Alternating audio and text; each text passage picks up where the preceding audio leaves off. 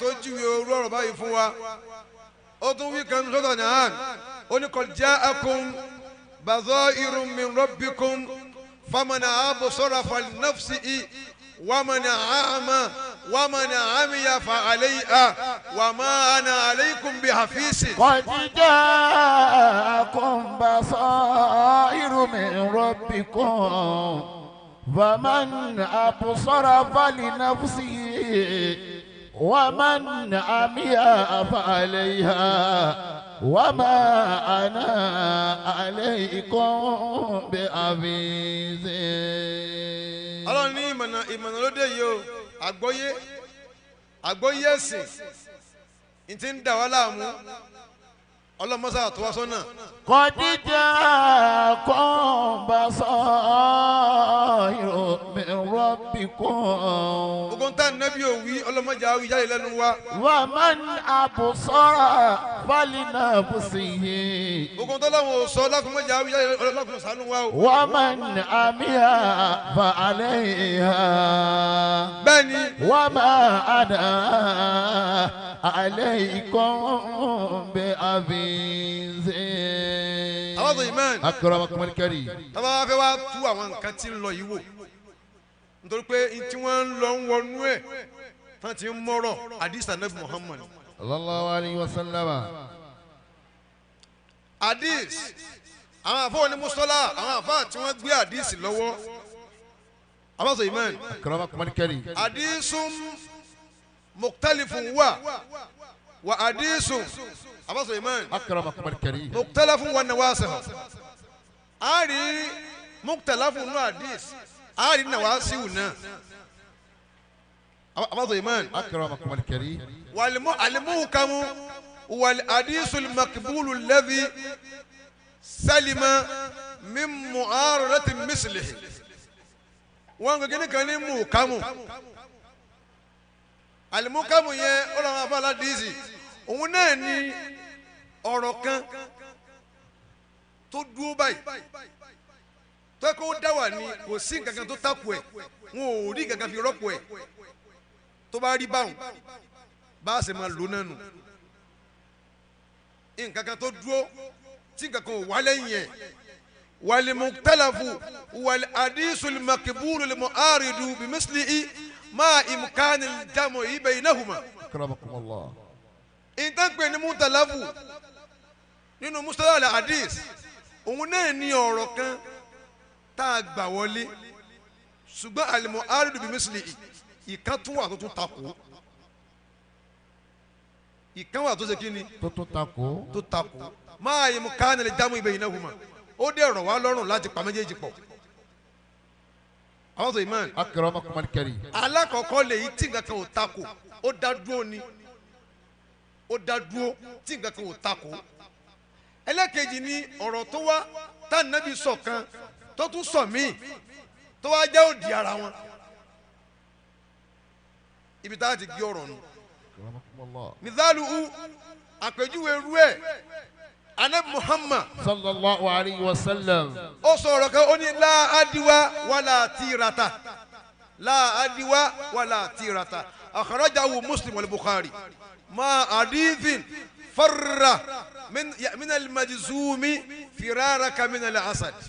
Ànábì kọ́kọ́ sọ kan ó ní la adiwa wala tirata kò sákòrán pé táàrẹ̀ bá ṣe nìkan tẹ́ ẹ bá dúró tì ẹjọ́ jẹun ẹ má sá fún kò sì lè kó àárẹ̀ ràn yín ẹ gbọ́ ọ̀rọ̀ yẹn bó ṣe wá o ẹni yìí o àárẹ̀ kan ń ṣe àdìsí wá wá lórí ẹ̀ pé ẹ gbọ́dọ̀ sá fún kò sì lè kó àárẹ̀ ràn yín àdìsí kan ló gbẹ̀yìn wá. Ta ló ń pọ̀rọ̀ lọ́wọ́ ọba nírọ̀? Ta ló ń pọ̀rọ̀ lọ́wọ́ ọba nírọ̀? Ta ló lè pè ní ọ̀rọ̀ òwúrọ̀ nìyíwó? Ta ló jẹ́ sọ́nú ẹ̀? Ọ̀rọ̀ lọ́wọ́ ìmọ̀ ìṣòro. Bàbá òní tó wá dírámà bàbá wa nínà. Òbírọ̀ wọlé ìyàwó sáyé. Fún àná mi mú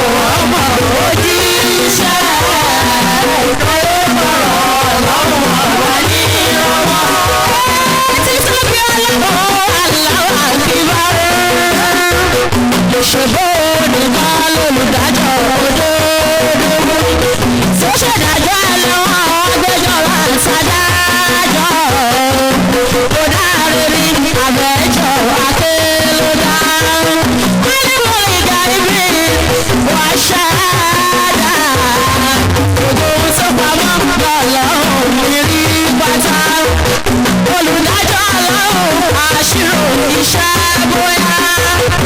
Bàbá mi àgbàkọ̀ padà wá jábọ̀. Tẹ̀lé bọ̀rọ̀ lọ́wọ́ ọ̀gbà ní ọmọ. Ta ló bọ̀rọ̀ lọ́wọ́ ọ̀gbà ní ọmọ? Ta ló tún bọ̀rọ̀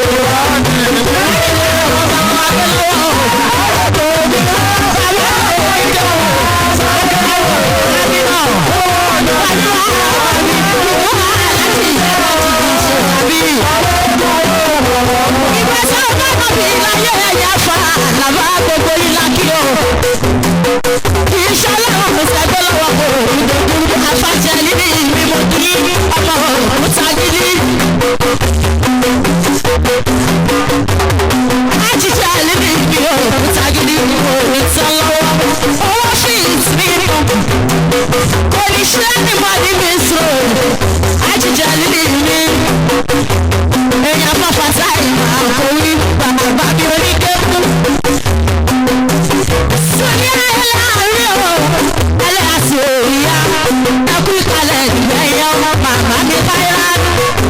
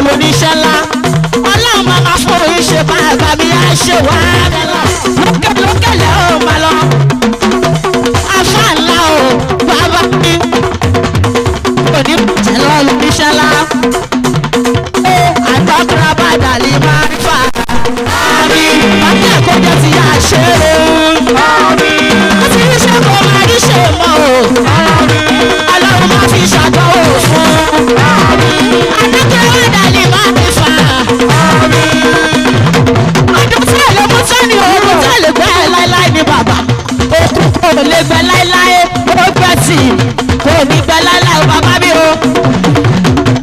àyùsọ̀ òkúta gidigbo ògbó yìí ni mo kí o bàbá mi. Lukman Amina kò ògbó yìí ni mo kí o Amina o ìbàjẹ́ lọ́wọ́ lóníṣẹ́ ńlá bàbá mi Amina o. àná kìlábàdà ni máa rí fà yá ṣe.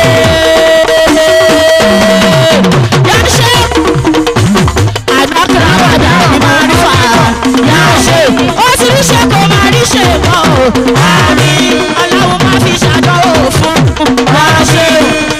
ìyá gbogbo ilé màmá lálùbáríkà mi alájà táwa káàlì tù mí.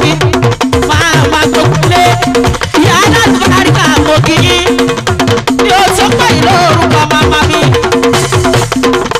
alùbáríkà ló gbà mí lọ́wọ́ alùbáríkà ìgò ní tán láéláé wọ́n dúró lókè lókè lẹ́hìn máa lọ. ó ní màmá kan tó mọ ìyá ọmọ ó ní màmá kan tó mọ ìyá ọmọ. àpàlà fúnra ọmọ rẹ ò nílù.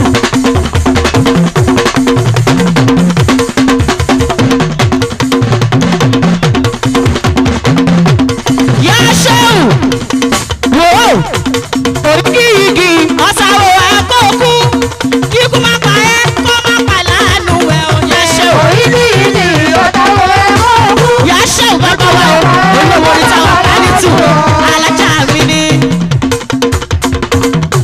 sọ́bàjẹ́ tọwọ́ etí ní àlékún láfẹ́. sọ́bàjẹ́ tilé etí kọ́ àlékún láfẹ́. ìmáàmù Amina o bàbá mi. Lukman Amina yá ṣéwù sọ́bàjẹ́ sọ́kọ̀ ti gbàlódé lẹ́hùn. ọlọ́run fún yín láwọn ọmọ alálùbáríkà bẹ́ẹ̀ ló fún yín láyọ̀ lóníire alájà táyé lolú alájà kẹ́hìndé èjìlá òyìn là màmá mi mọ́ kí ẹ o èjìlá mọ́ kí yan màmá alálùbáríkà mo lè jí yáyọ́ bí ara ọkọ mo lè jamala bí ara ọyọ́ mo lè fi ọkọ jẹ wá bí ẹlẹ́jìlá ọmọ yẹ o ara yẹ ọmọ yẹ o ara yẹ o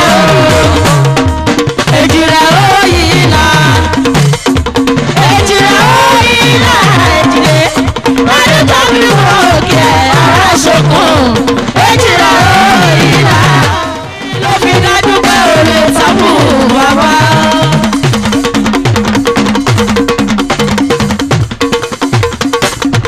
olúwa ọlọ́rọ̀ tí yóò bàbá bàbá mi ò ságídí èèyàn tí màláìkà mi o àlùbà ò ságídí àfọ àbọ̀lọ́rẹ́ ò ságídí bàbá mi mọ́ kí yọta lọ́mọ àlẹ́kà ló ná mi lọ́wọ́ kò ní tán lọ́wọ́ kò ní tán lápò láyé láyé bàbá wẹlẹ́kẹ́ ẹlẹ́kẹ́ mọ̀ kí o. olúwa ọlọ́rọ̀ tí yóò kọ́ mọ̀ wẹlẹ́kẹ́ mo ní lásìkò ìdarí àti ọ̀dọ́ ẹ táwọn tó ṣerú ẹ̀ fún òwò ọ̀pọ̀ o sáráyé lè máa fi rú ẹ̀ tọrọ. olúwa ọlọ́rọ̀ tí yóò kọ́ mọ̀ lásìkò ìdarí àti ọ̀dọ́ ẹ yáṣẹ́ bàbá tó ṣerú ẹ̀ fún òwò ọ̀pọ̀ sáráyé lè máa fi rú ẹ̀ tọrọ. ọdún méjì ló gbé gidi náà mẹ́ta ọba ìrè yàrá bí ọba ńlá lórí ọ̀rẹ́ tàná tí mo rí gbà adúpẹ́ àná tó ní túbọ̀ lérẹ́ ọlọ́run ti dúpẹ́ tán lálẹ́ ṣùkúrọ̀ nìdá ìta àlá. olúwa ọlọ́rọ̀ tí yóò àbí ẹ̀ṣẹ̀wù lásìkò ìdarí àti ọ̀dọ́ لا تبديل لكلمة الله ذلك هو الفوز العظيم.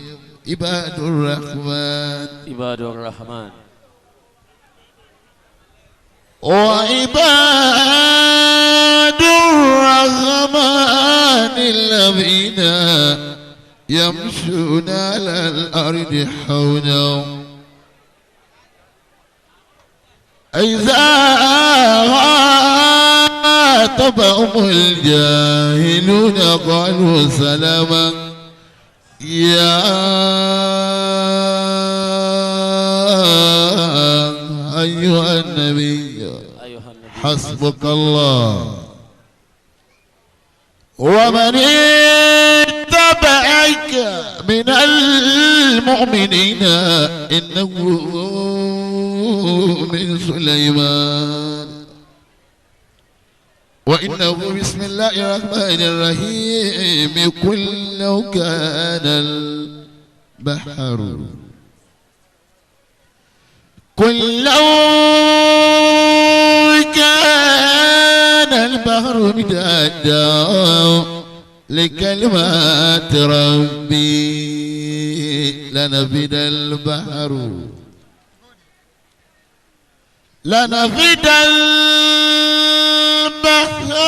قبل أن تنفد كلمات ربي ولو جئنا بمثله مددا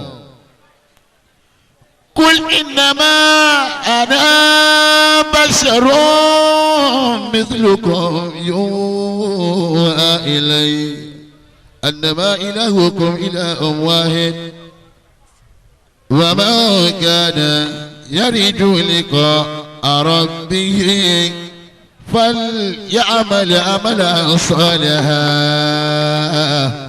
ولا يشرك بعبادة ربه أحدا صلاة ربي سلام عليك الشيخ ابني سلام شيئا كبيرا ومرشدا يا من طوى أزلا صلاة ربي سلام عليك شيئا شيئا كبيرا معلما ومرشدا حسنا صلاة ربي سلام عليك شيخي صلى شيئا كبيرا معلما ومرشدا يا من طاب حسنا أديت الضلا ومسركا أديت الضلا ومسركا علمت فلا فهلا كم أيتام ما كفلته في كل حين أوجدا يا لا بدوني أجر راتبي منهم وعادك الله فضلك مقدم أتيته بمن في عاتك زاجا أكلا ومودئكات ومودئكات ومبكيات ياتي حبيبك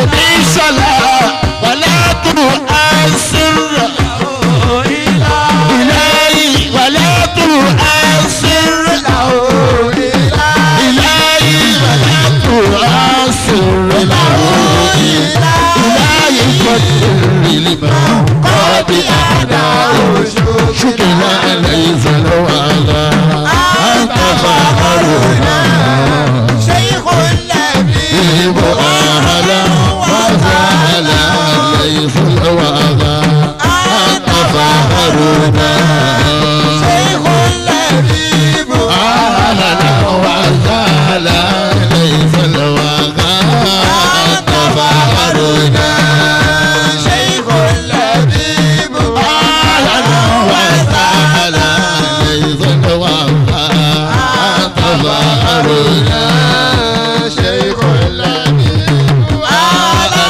وسهلا ليس الوغى أتفاخرنا شيخ اللبيب وسهلا ليس الوغى أتفاخرنا شيخ اللبيب ليس الوغى شيء لذيذ أهلا وسهلا أعوذ بالله من الشيطان الرجيم بسم الله الرحمن الرحيم الله اللهم صل وسلم وبارك على الله سيدنا ومولانا محمد نور الدارين وروح الكونين ووارث الثقلين الله وإمام الحرمين الشريفين وعلى أهله وأصحابه وسلم آمين سبحانك يا الله الله سبحانك يا أنان سبحانك يا منان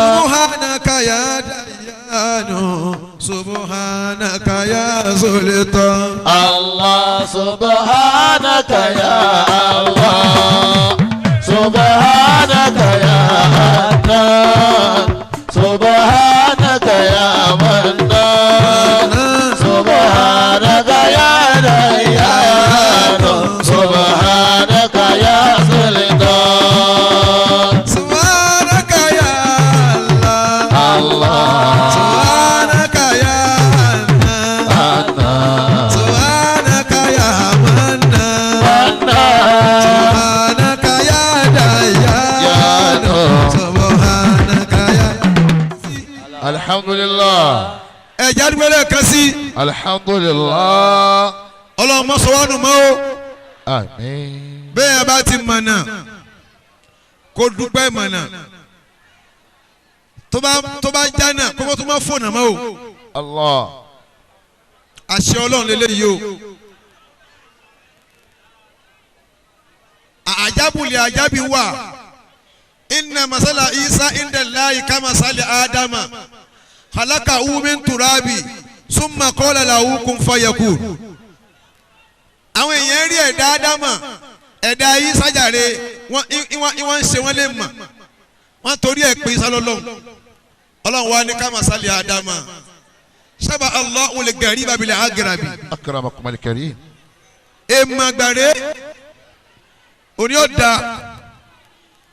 bẹ́ẹ̀ àbá fojú kan amina tó gbé ọjà kalẹ̀ síwájú amina tó wá lóhùn ṣọ́ọ̀tì ń bẹ̀ amina kọ́ lórí الله àwọn imán أكرمكم الكريم bẹ́ẹ̀ àbá dé gbangba nulẹ̀ amina ń bí ó wá lóhùn gbọ́jà kalẹ̀ ọjà ń ṣọ́ọ̀tì amina kọ́ lórí الله kẹsẹ́ ti di tàlá yàtọ̀ شاء الله òní gan láwọn kọ́ mọ̀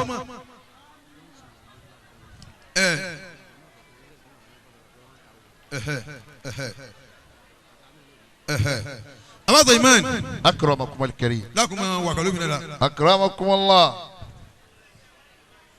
àbá wa owó fi tì mí òkúta gidi Sheikh Abdul Jalil. adama Allahu hayatahu. mo kí a bá wa Lukman ẹja láti Jẹ̀bú àwọn ọ̀rẹ́ mi nu. insha Allah. àwọn tó iman. akramakumul karim. ẹ bá ń wá ẹ má bọ̀ wá ẹ má bọ̀ wá ẹ má bọ̀ wá àwọn onímọ̀ ẹ má bọ̀ wá sẹ́ ẹ má gọ̀ ilé amínà la wà ẹ má bọ̀ sẹ́ ẹ má bọ̀ dákun àwọn èèyàn ti wá ń ta ní kọ́ ẹ má bọ̀ àwọn tó iman. akramakumul karim. àbá wa Alimakowi. adama Allahu hayatahu. ẹ kú oríire ẹ fẹ́ ṣe wàhálà fún yàn ẹrẹ́ ni ṣe fún wàláyé ẹ̀ ṣọ́ọ̀tì ẹ̀ ẹ́ nílò nípa ẹ̀ ṣọ́ọ̀tì tóra àwọn èèyàn ti sọ kí wọ́n fẹ́ ṣe wàhálà tó bá wọn á ṣe fún ruhami náà mo ní sẹ́rù bàbá rẹ̀ wọ́n á ṣe fún. Allah. bẹ́ẹ̀ bá kí bàbá rẹ̀ yóò ṣọ́ọ̀tì bọ̀ ni ẹ̀yìn tẹ́ gbé fún bàbá ruhami náà inú ti ń bí àwọn èèyàn olórí ikú èèyàn àwọn èèyàn tí wọ́n gbàṣẹ́ Ọlọ́run ẹ ti yìn wọ́n parí bẹ́ẹ̀ Ọlọ́run ó tún yàmínà mọ́ ìyìn kún yìí ló máa yìn. Allah. ẹni yá ṣéwù. ya sheikhu. ẹ ti sọ̀rọ̀ parí lẹ́yìn ọ̀rọ̀ ìsọkúsọ lókù. abáṣọ imán. akramakumul karim. gbogbo òjò amínà ti bẹ̀ mí lónìí lẹ́yìn kọ̀ọ̀kan mo fẹ́ wọn bẹ́ẹ̀ ṣe nífẹ̀ẹ́ amínà tó lónìí ẹnì kọ̀ọ̀kan kíṣẹ́ẹ̀tì kọ̀ọ̀kan 1000. amina amina.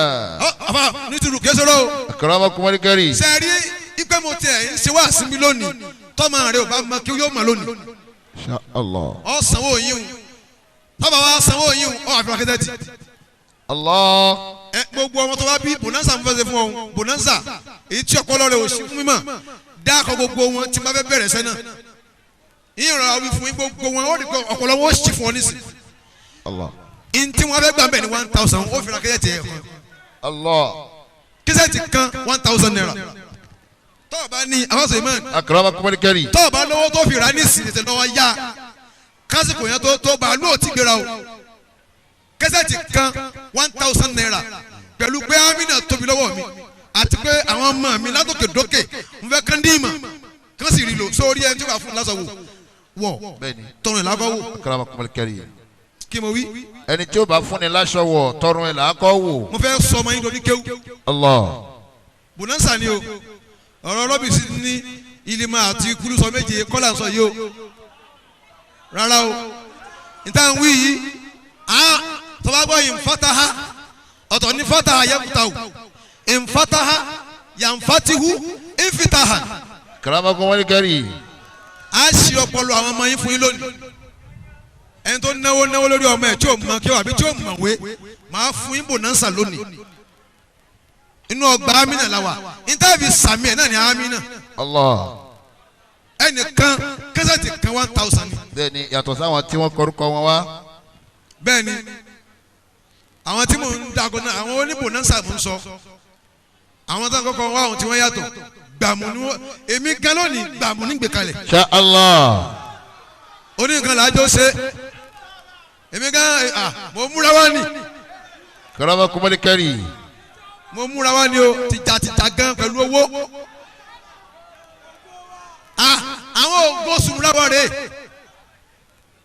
àwọn ahọ́n tiwa rè bẹ́ẹ̀ bá bú wa abẹ́rẹ́ kan bú padà ó yá ẹ kọrin ànábì náà ní kí asálùmù sábìtì kó bú wọn gbọdọ̀ ìhìjúhù ó wà ní hayyadakallahu bi ruhil qudus. Allah. bá ń bú wọn a lè kọrin nínú Islam sẹ̀ríà ní akọrin sẹ̀ríà ní ká jó sẹ̀ríà ní ká lùlù ó ní irú orin tá a kọ ó níbi tá a ti lè jó ó ní irú tá a lù kírísítẹ́nì lè kọrin ká jó ìzàkẹ́nà fi ìfàhìdà bí sani àdé ẹ̀gbọ́n tó wí ó ní ayé ń retí ẹlẹ́yà mi o wọ́n ń retí ẹlẹ́yà mi o lójoojúmọ́ wọ́n ti kóra wọn jọ láti mẹ̀kà mi wọ́n ní mi ò wọ́n dúlé àdúrà lójoojúmọ́ wọ́n ní mi lọ́nà ilé àdúrà ìwà ló tó ti ń lọ. nítorí pé ìwọ ni kì í dojú ti ní. akramakumul karim. onídàálù sẹ̀ríà ní akọrin anabi gan gbé ìyá wa Aisha ó gbé wo orin báyìí ti parí kí anabi àti parí kí Aisha báyìí ó kàn án báyìí anabi ni ma wò wọn anabi ni Aisha àwọn sọ iman. akramakum al-karim. ń bọ̀ wá bẹ́ẹ̀ ni díẹ̀díẹ̀ mo wọ́gà lu ujà ni o àdìsí gbé Kùránì gbé ẹ̀yin yá wa ẹ lọ́kùnrin tí o bá ní sẹ́ńbẹ̀ ń kó àbí kẹ́ ẹ gbọ́ báyìí ẹ lè gbọ́ báyìí bí ẹ ti bẹ́ẹ̀ yìí máa lójú ogun àwọn sọ iman. akramakum al-karim. àbá wa gba Amina. adamallahu hayatahu. àwọn àfa wa yìí wọ́n yìí tán yẹnyẹ wọ́n yẹ kẹ́ kí ni nǹkan lẹ̀ kẹ́ bá ń já sí gẹ́gẹ́ ni wọ́n yìí tán yẹnyẹ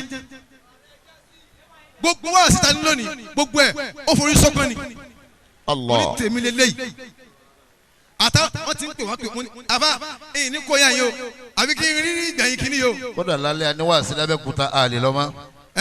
aníwàásí lábẹ́kúta lálẹ́ yìí àlè lọ́mọ. wàláhì tàláhì wá sí gẹ̀ẹ́rì mi wọ́n á lọ eléyìí ibú kan ní ti ń pè lọ́lọ́run ó wà ní ọ̀nà gẹ̀ẹ́rì mi ní kíní gọ́mẹ̀ kò tó ṣe wàá mi nàfa bàbá ẹni ọlọ́run nìyí ẹ̀wọ̀n ọlọ́run ṣe fún yìí ẹ̀ẹ́dẹ̀ pé ayé ní ọlọ́run ẹnìkan bẹ́ẹ̀ gẹ̀ẹ́rì mi bẹ́ẹ̀ sábà sájà bí kí náà ń pè ó pè é ní ọlọ́run táwọn sọ pé tó bá sọ fún ìtàn sọ pé ẹ dákun pé ẹsẹ̀ bàbá ọlọ́run ó dúpẹ́ fún yóò ní èmi náà tún ọlọ́run tó ń dúpẹ́ fún nílọrin yìí náà wọ́n ti wá lẹ pósítà ńlá lẹ́yìn ní gèrè alimi ní kinní kan ìmọ̀ orúkọ àdúgbò yẹn ní ayétòrò ó ti wá rí kémọ̀ ń bọ̀ house of iman. akramakum al-karim.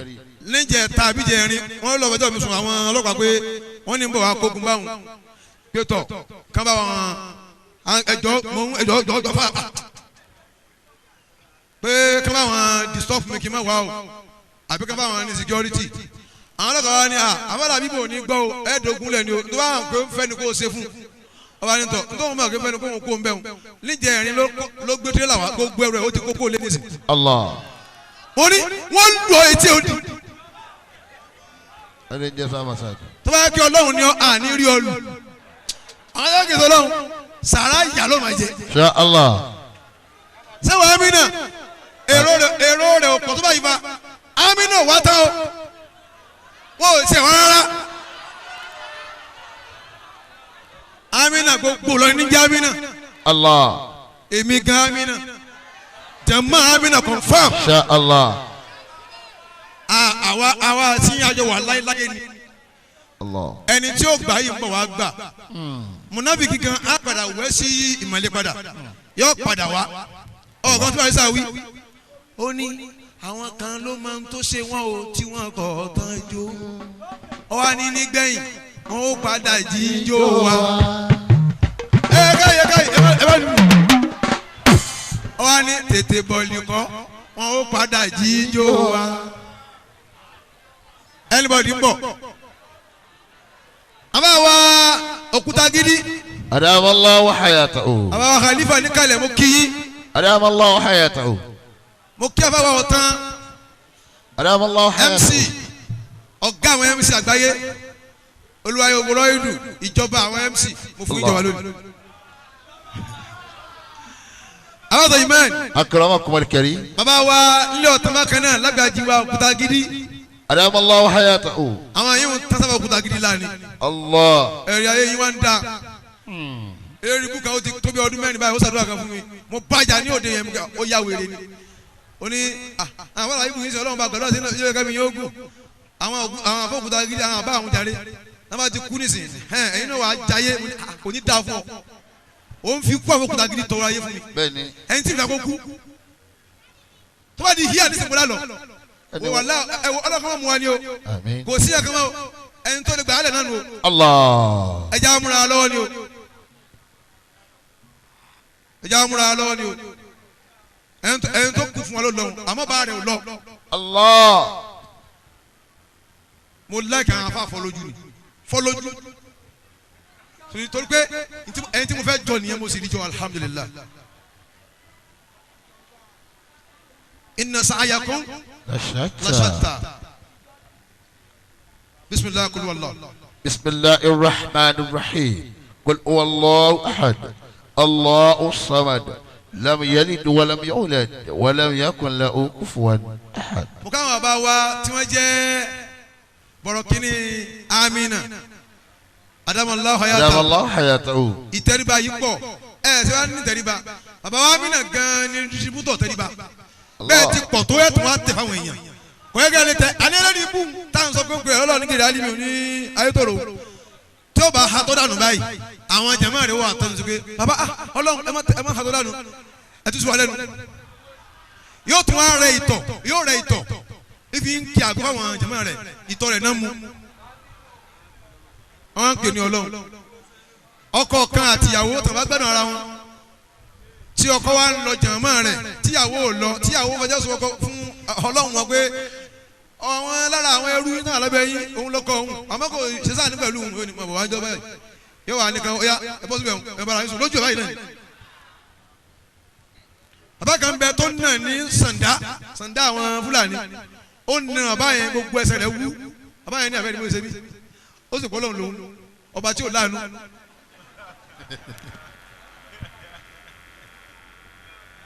àwọn sọ ìmọ̀ akramakumul karim. ẹni táwọn yóò tó yóò lọ́jọ́ orí àwọn yìí kan jùlọ ó wá bóra pààyè ó wá sitẹ́dì ó wá dàbí àwọn lárúbáwá olórí owó wọn ní ọjọ́ ìyá rẹ̀ ó kù díẹ̀ àsọ̀nì lọ́jọ́ ìyá rẹ̀ lálẹ́ yìí ọlọ́run ti ó lo ti wá sákò lé wọn lọ́lọ́run ti lo mọ́fẹ́tì. ọlọ́run ti lo mọ́fẹ́tì bẹ́ẹ̀ni. alẹ́ yìí là ń lọ bẹ̀ ó ti sákò lé o àmọ́ pẹ̀lú bẹ́ẹ̀ èmi ò dé bẹ́ẹ̀ kábi kọ̀nfàmù ẹ̀. bẹ́ẹ̀ni.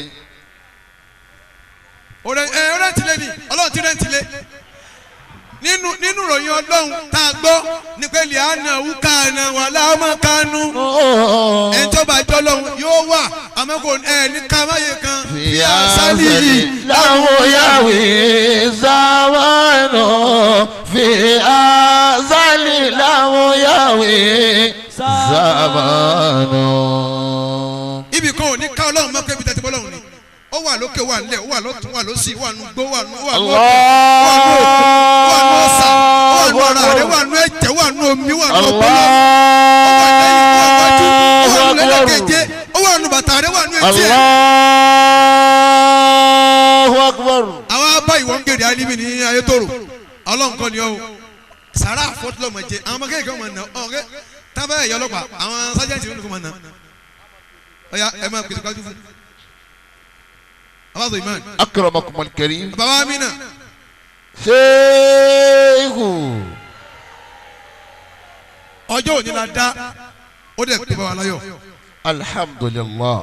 gbogbo sùnra ayé pátápátá yẹnyẹn ní bẹnu lé yìí ntọ́ba mú òkúta gidi wọlé kan wá gbogbo sùnra lé mẹ́mẹ́. allah. abazo iman. akramakumul karim. bẹ́ẹ̀ ti tó bẹ́ẹ̀ ti rí ayé fẹ́ rí lónìí. àwọn èèyàn wọ́n ti kọ́ọ̀lù mi kí wọ́n ní amínà mo ní kò yé yín yóò yé yín lọ́la. àwọn sọ̀rọ̀ ìmọ̀ akramakumul karim. àwọn fẹ́ kú wa pé kíló tó ń kọrin ẹjẹ́ àti ẹ̀fàdísì díẹ̀ hàn wọ́n káwọn bọ́ síbi lọ́nṣì. pé a lè kọrin nínú sẹ̀ríà a lè jó nínú sẹ̀ríà a lè lùlù nínú sẹ̀ríà. ọlọ́run dẹ̀ sọ ọ̀rọ̀ ọ̀tán ọlọ́run ẹ̀yin náà lẹ́kọ́ mi ní yáyà yẹn inú ṣúwàrà yìí ló wà bisimilahi rahmani rahim. a'udhu billahi minash shaitanir rajim bisimilahi arrahmanir rahim. bẹ́ẹ̀ni. wash-shu'ara'u yattabi'uhumul ghaawuna.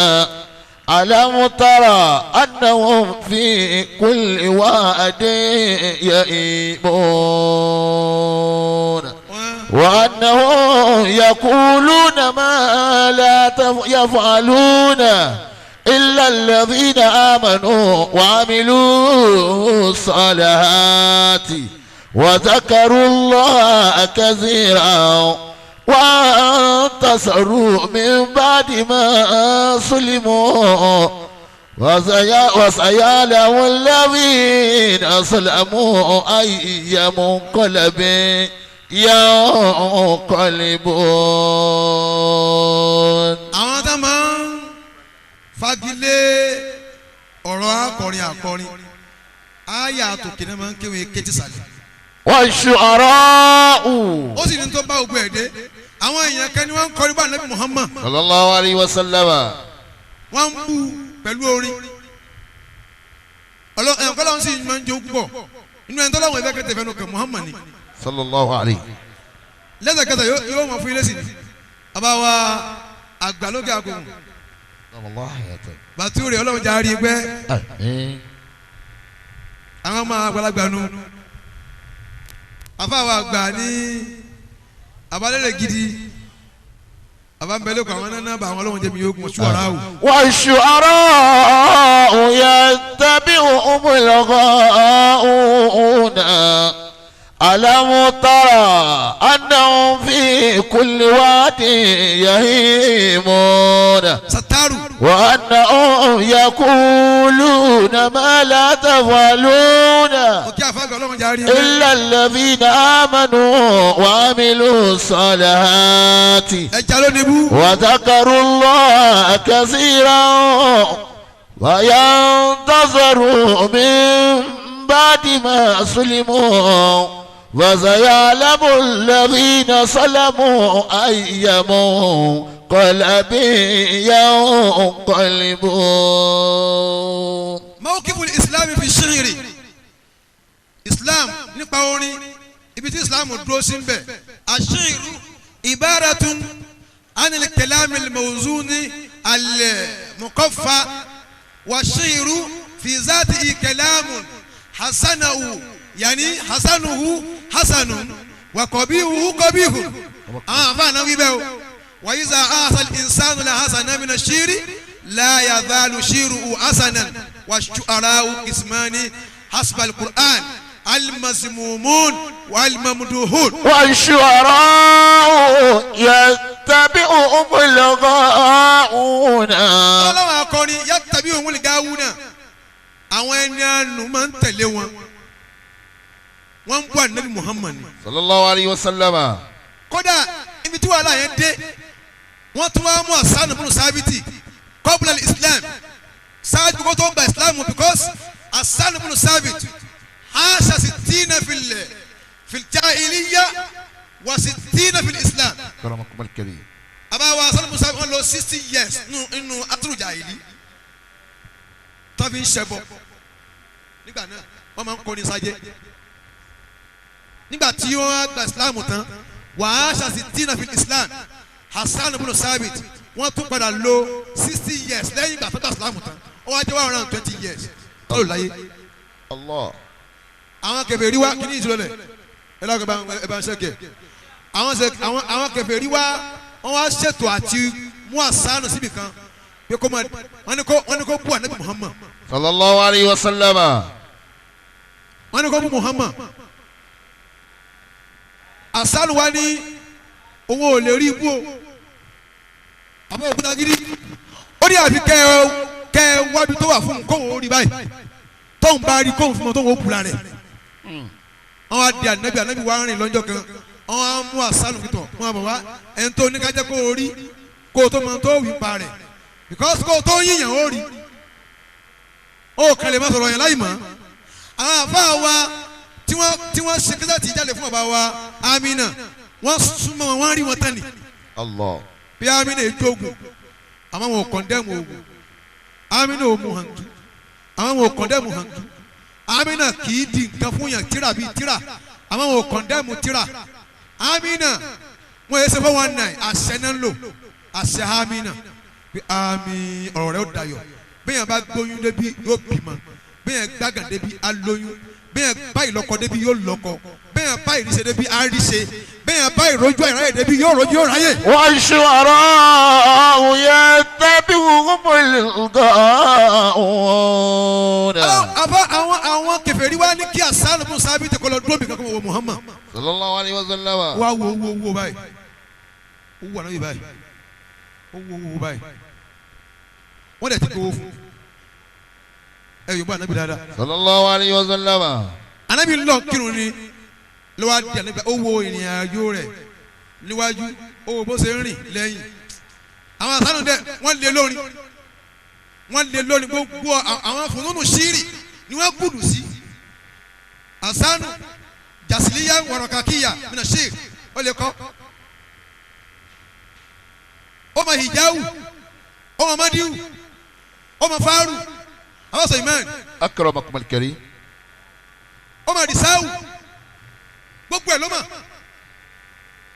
ọwọ́ ara nabi Muhammad sallallahu alayhi wa sallam. ó ní ẹ̀gbọ́n ẹ̀yin kìíní ẹ̀ńtẹ́ ní ń bú ìrìn tí ń bú lára ẹ̀ ẹ gbowó yìí. sallallahu alayhi wa sallam. mo tiẹ̀ mo wo ẹ̀yìn tí ẹ̀ ríbi tí ò dá sí.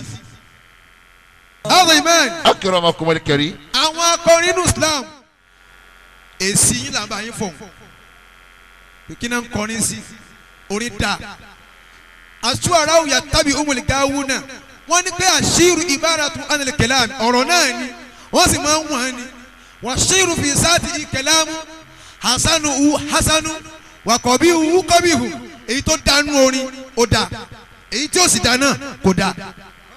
akramakum al-karim. wa iza ahsana al-insanu al-adhana min ash-shiri la yazalu shiruhu adhanan bẹ́ẹ̀ bá mú èyí tó dánú orin wọ́n ní orin eléyìí dá ọgbọ́n bẹ́ẹ̀ wàṣírù kisman asbal Qur'an alukur'an nìkan ló pọ́n ní sí méjì alimasimumu náà wà àwọn tí wọ́n bú pé àwọn eléyìí ọ̀dà kíní kan yọ̀dí ọ̀sẹ̀ yìí kojó orin burúkú nù orin tí ó máa dúwé ṣekúṣe orin òfònù wọn ò lè gbọ́yìn eléyìí wò èso orin gidi àwọn orin gidi yẹn máa gbọ́ nínú kẹlẹ tí à ń lọ́ọ̀tì lọ́wọ́lọ́wọ́ yìí orin gidi àbá ìbẹ̀lẹ́nu sani àdé ìbẹ̀lẹ́nu òbé ọ̀rọ̀ ọ̀gẹ́ kírísítẹ́nì ọ̀lọ́ kírísítẹ́nì ẹgbẹ́sẹ̀gbẹ́ kan kírísítẹ́nì kọ́ là ń sọ yìí ẹ má dàgọ́ o lè gbọ́n tó da lẹ́nu ẹni tó fẹ́ràn anabi Muhammad kan ló wí bẹ́ẹ̀. sallallahu alayhi wa sallam. ó ní al-hikmatu dalatul mu'mini èyí sùnmọ́ wajada akhasaha ntọ́ sọnù má gbogbo èèyàn gidi lọ́wọ́ náà ń pè ní ikima ibi tó bá ti rí kó gbá mú ọ̀rọ̀ pé yẹn jẹ́ kèfèrí kọ́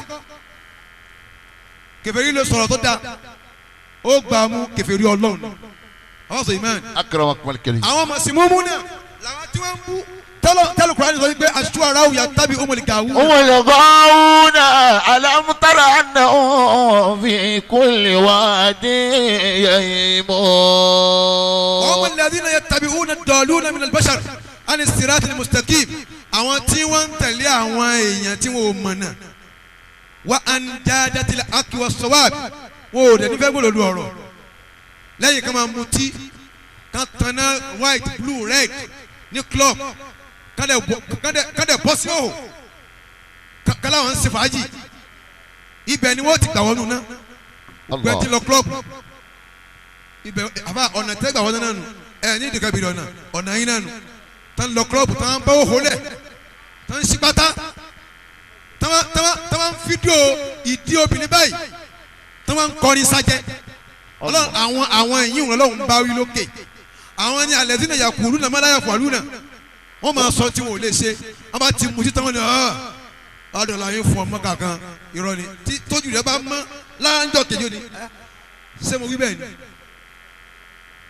wọ̀nyà uduna gayrahunna ala shay'in wala yafalunahu wọ́n máa pe àwọn èèyàn síbi tó da àwọn ò sì ní ṣe.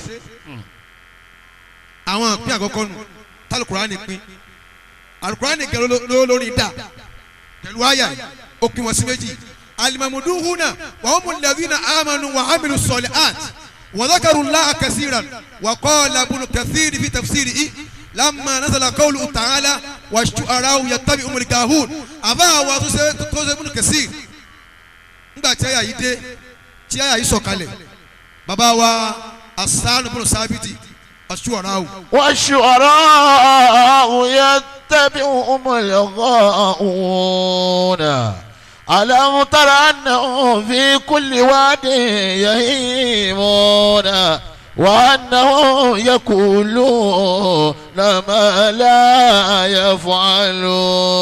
يفعلون. Hasan ibn Sabit àti Abdullahi ibn Rawaha àti Kaabu ibn Maliki wọ́n á lọ ọ̀dọ̀ anabi Muhammad sallallahu alayhi wa sallam. yóò gbọ́ anabi dáadáa fa. sallallahu alayhi wa sallam. wọ́n ń yẹ bukú náà àwọn sunkún lọ bá bí anabi ha àwọn náà sì ń kọrin ayà ló dé yìí anabi wa kọ́ọ́lù kọ́dí alimallahu ta'ala anna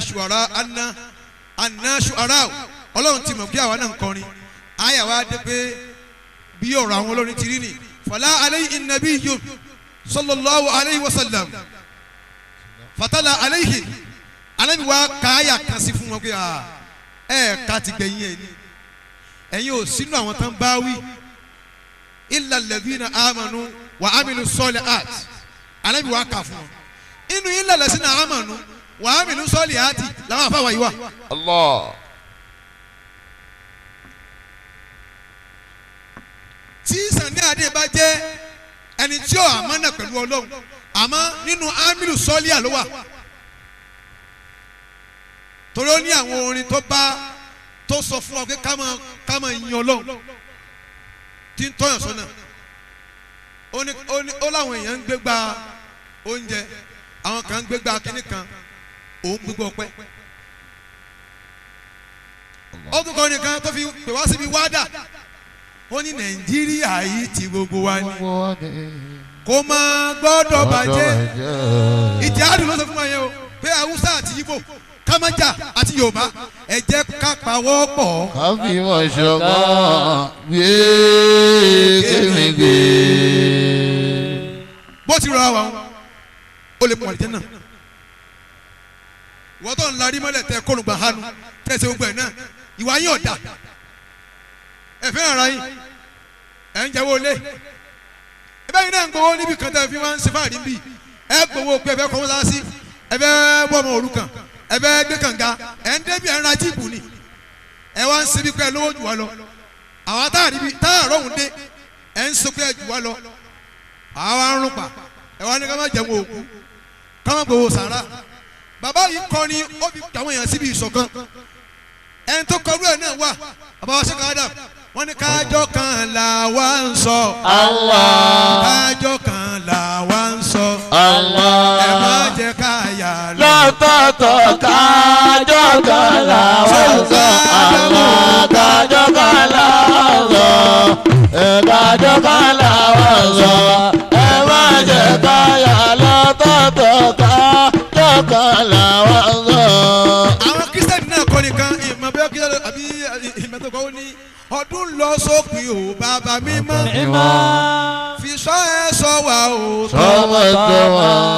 ohun tí ó bá mi lẹ́kùn o lọ́dún tuntun máa jẹ́ kó ṣẹlẹ̀ sí mi ò bá wá rí kí ọdún lásòpin ò bàbá mímọ́ fi sọ ẹ̀ṣọ́ mi ò tọwọ́tọwọ́ ohun tí ó wà wá lẹ́kùn lọ́dún tuntun máa jẹ́ kó ṣẹlẹ̀ sí mi ò bá wá rí. Làbíbù ohun tí ó bá mi lẹ́kùn lọ́dún tuntun máa jẹ́ kó ṣẹlẹ̀ sí mi ò bá wá rí. ìjọ Àmínà ohun tí ó bá wá lẹ́kùn lọ́dún tuntun máa jẹ́ kó ṣẹlẹ̀ sí wa ò bá wá rí. Àmínà ohun tí ó bá yín lẹ́kùn lọ́dún tuntun máa jẹ́ kó ṣẹlẹ̀ sí wa ò bá wá rí. ìyá wa ohun tí ó bá yín lẹ́kùn lọ́dún tuntun olórí máa jẹ́ kó ṣẹlẹ̀ sí wa ò bá wá rí. ìyá Àmínà ohun tí ó bá yín lẹ́kùn lọ́dún tuntun máa jẹ́ kó ṣẹlẹ̀ sí wa ò bá wá rí. ẹlẹ́kùnlélà ohun tí ó bá yín lẹ́kùn lọ́dún tuntun máa jẹ́ kó ṣẹlẹ̀ sí wa ò bá wá rí. ohun tí ó bá yín lẹ́kùn lọ́dún tuntun máa jẹ́ kó ṣẹlẹ̀ sí wa ò bá ṣé wá wọ́n dá rí. ìbú ohun tí ó bá mi lọ́dún tuntun máa jẹ́ kó ṣẹlẹ̀ sí wa ò bá rí. bàbá wa yá ìbàdí òun náà kọ̀ kan tó fi tún lè ṣe ó ní ẹni tó bá lè bínú ẹ pé kó máa ṣiṣẹ́ iṣẹ́ tó ọgọ́rùn ṣe ìṣẹ́jú karùn-ún ní gbọ́dọ̀ sí kànga ọlọ́run sọ wá pẹ̀lú inú líle ẹni tó bá lè lé lọ ẹgbẹ́ gbogbo máa ṣiṣẹ́ wá iṣẹ́ tó fògùn ọdún sí ìṣẹ́jú kan wà ní ó gbọ́dọ̀ sí kànga ọlọ́run sọ wá pẹ̀lú inú líle. wọ́n tún wá kọ́ nìkan tó jẹ́ àkídà pé kò mọ́ gbà pé nìkan lè pọ́ àkídà ni wọ́n ní àṣà ò lè gbé àṣà ò lè gbé àkùkọ tí ó fọ́ àṣà ò lè gbé àṣà ò lè gbé àṣà ò lè gbé àkùkọ tí ó fọ́ àṣà ò lè gbé àṣà ò lè gbé àṣà ò lè gbé àkùkọ tí ó fọ́ àṣà ò lè gbé àṣà ò lè gbé àṣà ò lè gbé àkùkọ tí ó fọ́ àṣà ò lè gbé.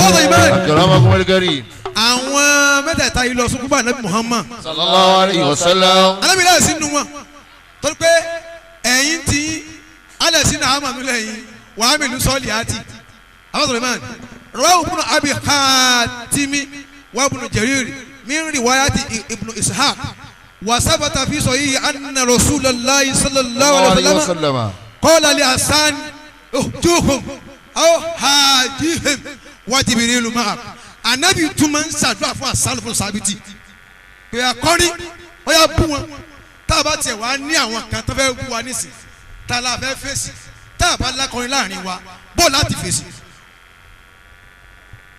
bá a mú wá àwọn tó fẹ́ bá a mú wá àwọn tó fẹ́ bá wa ṣe lọ́sìn. bẹ́ẹ̀ni. ẹ̀ á lórin ò da àyògbà mi àti sọgbẹ́ tán ni ó kú bíi tijó ó kú bíi tìlù ẹ̀ máa gbọ́n bò mí.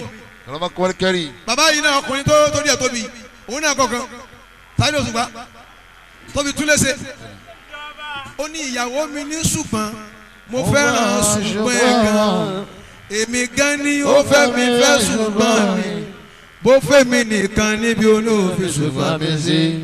mo fẹ́ lómìíràn ó lè tún ojú tèmi gan lọ.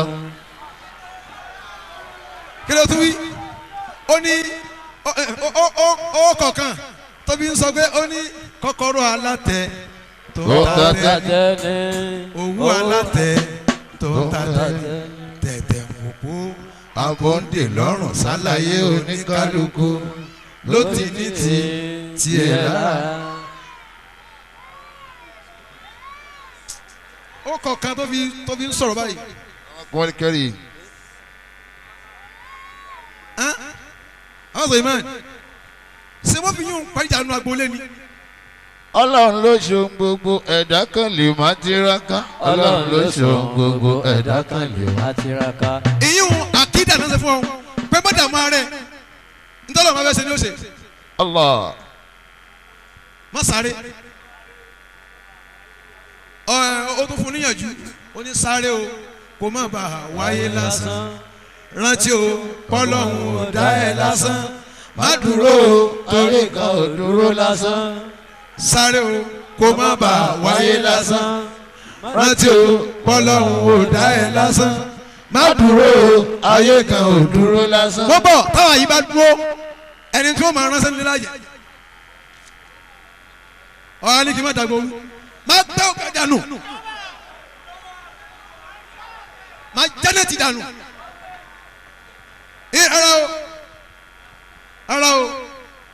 ara o mi ò lè gbà o because mo wáyé mi ìdẹ̀ kúkú mi kí n tó kú yẹn màá jẹ́ ti ń jẹ o ẹ má wẹ̀yìn ẹ má sọ fófó òfófó da. bẹ́ẹ̀ bá ẹ lọ wọlé nẹ́ẹ̀tì ẹ ra àwọn tí wọ́n ń bú wa ẹ ra àwọn tí wọ́n ń yìn wá ń bẹ̀ ìwọ ò ní ma wò yín wọn bá tiẹ̀ lọ wọn fẹ́ dá ọ dúró nìyẹn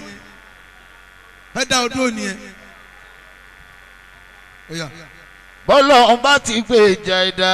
ìkàtúnù. kí lóluwà ẹ̀ tún bínú sí. fi mí lọ́kàn balẹ̀ ṣá tíra ọmọ ènìyàn bó di nígbẹ̀yìn kẹ́ ń rọ́pẹ́ dá. ọ̀pọ̀ bẹ́ẹ̀ orin da nú ẹ̀sìn orin da nínú sẹ̀ríà ẹni yòówù tí bàbá kọ́ kò kàn wá ṣé ọba ti mú kíma wá àfẹ̀yí tí ò bá dá ń bẹ̀ pé ọmọ ìyẹ̀jú ẹ̀ sẹ́yìn kójó olórí ibú nù. àyìnbáyé àwọn ènìyàn tó ti lọ nílé ayé tó jẹ́ pé ara ayé wọn ò lè gbàgbé wọn. akramakumul karim. àyìnbáyé àwọn ènìyàn tó ti lọ nílé ayé tó jẹ́ pé ara ayé wọn ò lè gbàgbé wọn. ó ní ẹgbọ́n náà ta ló mọ̀nà o ẹgbọ́n náà ta ló mọ̀nà kí lóbìnrin ò fẹ́. obìnrin ò fà. obìnrin ń fẹ́ tẹ́ lọ́rùn. ṣùgbọ́n ọkùnrin ò lè fún.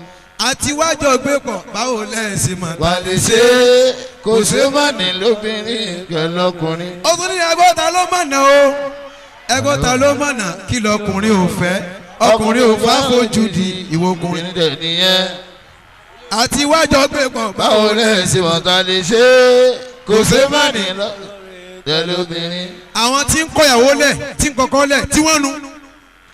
nínú tọ́lọ́wọ̀n sì fẹ́ tó jẹ́ ẹ̀tọ́ nínú Islam tọ́láàkù ni kakọrẹ nílẹ̀ àwọn làwọn ò láìkẹ̀ ànábì ló wí bẹ́ẹ̀ pé abugadul alali indalayi atọ́láàkù ntọ́lọ́wọ̀n ò láìkì àmọ́ ẹ̀tọ́ ni tó bá dé ká ṣe òun náà ni kọ́kùnrin ó kọ́ obìnrin lẹ̀ Saheed wá ṣètò pé ẹ má kọ́ra yín lẹ̀. àwa náà rèé Olúwa àwa náà rèé Olúwa àwa dúpẹ́ oore àṣọdúnmọ́dún àwa dúpẹ́ oore àṣọṣùmọ̀ṣù àwa dúpẹ́ oore ìgbà gbogbo àwa náà rèé Olúwa.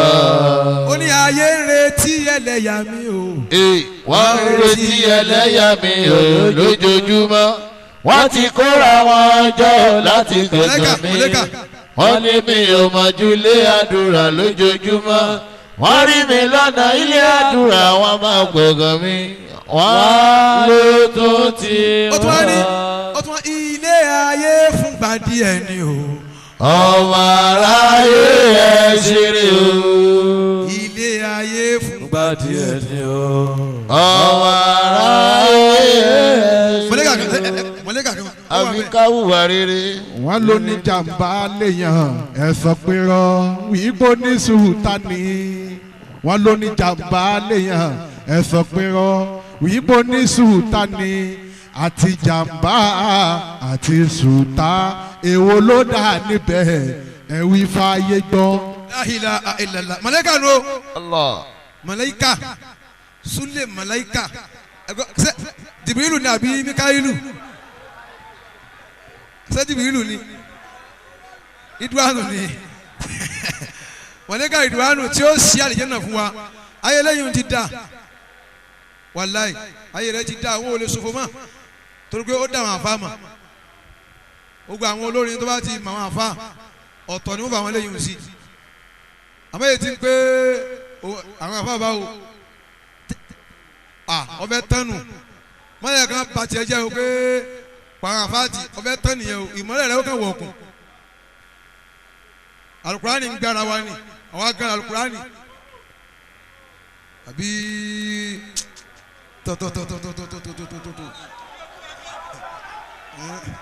ọ̀hún ti kún.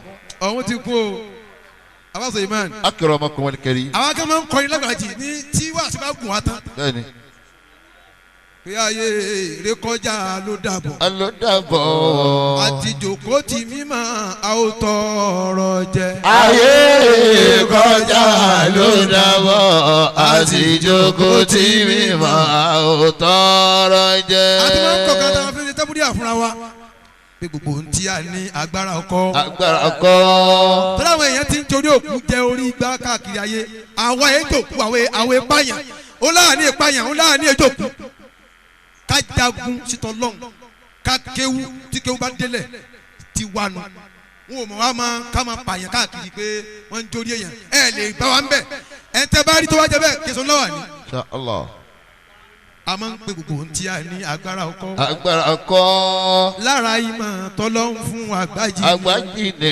èmi ò jẹ orí òkú mi o mi ò jẹ nǹkan kan láyé yẹn láyé mi ò dẹ̀ mutí láyé wàláyé tàláyé sùmọ́bìláyé làdílá tí n bá jẹ nǹkan rẹ̀ yẹn láyé ilé amínà mo wà yìí ọlọ́run jẹ́ lálàsí láyé látàyé dọ̀rùn. Allah. tí n bá tún sàlẹ̀ kí tún jẹ́ yàn bẹ́ẹ̀. Allah. àwọn tí n bá jẹ́ kí n gbádùn lọ́la yìí báyìí dọ́rùn. láti nù sáré. kí n tún gbádùn sàárè níwájú Ọlọ́run ó tẹ̀ ti hàn bẹ́ẹ̀ sóògùn ọkọ̀ ní kìnìún rí ni tí a rọ̀ bá rí ni ọmọ kílò kan ọmọ mi. ọmọ tírì. chacha tí ẹni ẹ̀kọ́ ògùn rí rọ́bà wọn ẹ̀sẹ̀ já ni. almost 28 million ó yá wèrè. ní ọba wa jẹ orí òkú tí ó fìrà ọmọ pé gbogbo àdúgbò yẹn ni ó ti jẹ tán. gbogbo ohun tí a ní agbára ọkọ. lára ìmọ̀ tọ́lọ́hún fún àgbájídé. gbájú ẹ̀ kíta wá wòlíì èké kọ́. gbogbo tí a ní agbára ọkọ. lára ìmọ̀ tọ́lọ́hún fún àgbájídé. gbájú ẹ̀ kíta wá wòlíì èké kọ́. àwọn akẹ́yọ̀ tí wàá wọn ẹ̀ máa rágà kiri ọ̀rọ̀ ń bẹ́nu ẹ̀ tí ó máa parí èyí tí mo sọ lọ yìí ẹ̀yin tẹ́ ń gbọ́ eléyìí náà ọ̀rọ̀ nípa evidence nípa ijó ìmúwa fún ọ torí iná yìí tí kò wá tán o tádìí sì báàkì ẹ̀ àmọ́ tó bá ti gbọ́ Kùránì ń bẹ̀ ó ti borí anything ó ní wújà o ijó ìlú a lè jó báyìí wájú olórin báyìí ó lè nítumọ̀ ó sì ní irú yóò tá jó mẹ́lẹ́mú yẹ kó mu kẹ́sì èyí tó yóò bá ti mú síbẹ̀ kó máa wá takòtò báyìí kó máa yí mọ́nú ẹ̀pẹ̀ kán ní injó àmọ́ wọn ti báyìí. tí èsì wakọ́nà ee wakọ́nà wakọ́nà ee wakọ́nà o wakọ́nà àwọn ẹjọ́ owó tí a ti. àwọn ìmọ̀. akramakum al-karim. watch out èyí tó kọ́ ẹ̀ máa gbọ́ nù kẹsẹ̀ tì mí. Insha Allah.